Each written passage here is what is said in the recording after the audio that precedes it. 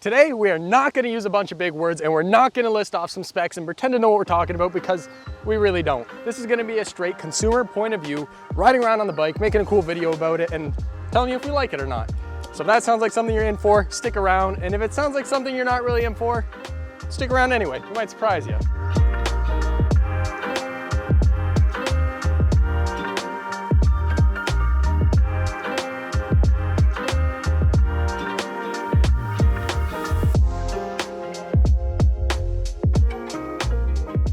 So the entire unboxing and assembly portion of this video was done in vertical format for shorts. I'll throw that on the screen. You can go check it out on my channel. We're gonna hop right into riding it.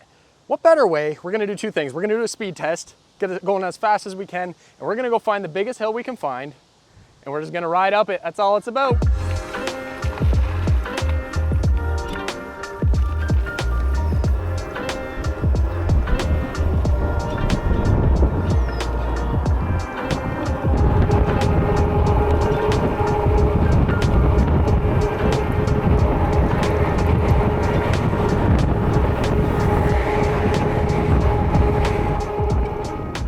May or may not have been able to see that on the screen, but this top speed test came back at 28 miles an hour, which is fast.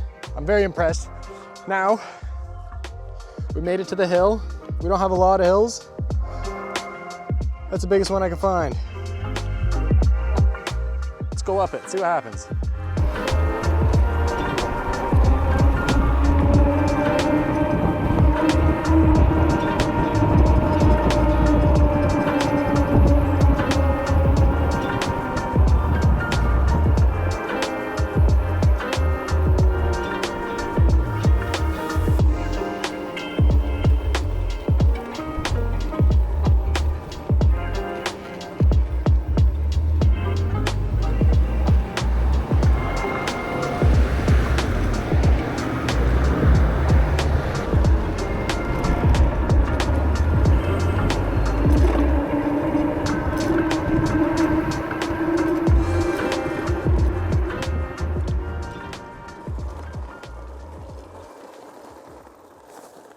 Fun fact, while I was going down the road full speed, my mic pack flew off, tumbled around on the road, got run over by two separate cars.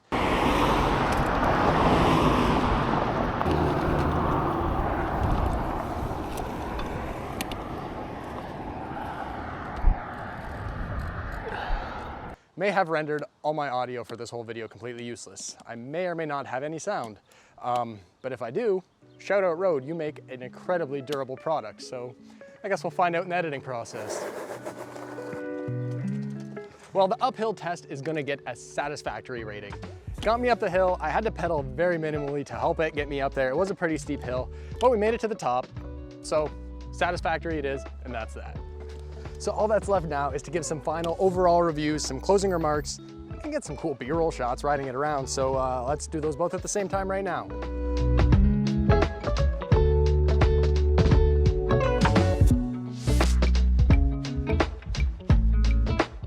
First, let's talk about the bad, knock the cons out of the way first. There's just two that I can think of, and one of them is not even its fault. I just think I'm a little bit too tall for it.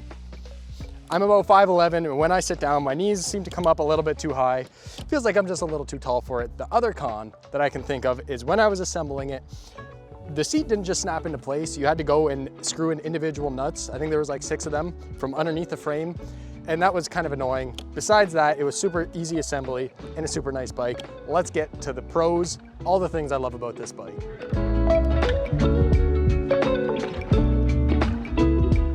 The first and most obvious one, in my opinion, is the appearance. This thing looks good.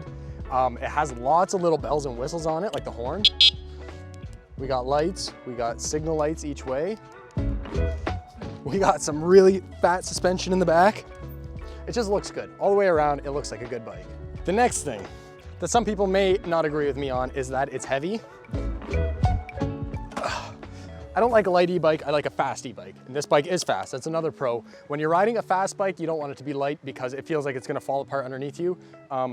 This feels heavy, it feels more like a moped, and you're not scared to go fast on it. So that's definitely a pro, it's heavy and it's fast. Assembly was super simple. That's another pro for sure. I think I put together 6 different e-bikes by this point. This was the easiest one to put together. It went together really quick.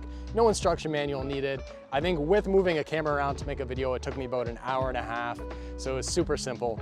Big pro, simple, quick assembly. And last, but certainly not least, I'm sure it's one that lots of people are wondering about, is the battery life. I said at the beginning of this video, I'm not gonna get into the specs because I don't know them. What I have been doing is running off one battery for this whole video, and it's still going really strong. I have only lost 1 bar this whole time. I'm gonna keep riding it around, and by the end of the video, in editing, I'm gonna put a little screenshot here somewhere showing how far I've gone and how much battery I've used. But so far, it's been holding up really, really well. So long battery life is definitely the last big final pro to this bike. You didn't really think we'd make it through this video without me asking you to subscribe, did you? It's a YouTube thing, it means a lot. I really appreciate it. Go subscribe.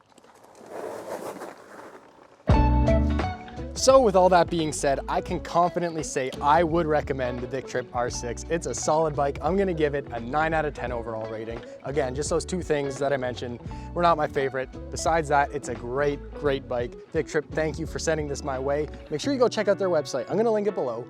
Go now, take the time, click that link, check out their bikes, buy one for yourself. Make your own video, tag me in it. I'd love to watch it. See you guys, catch you on the next one.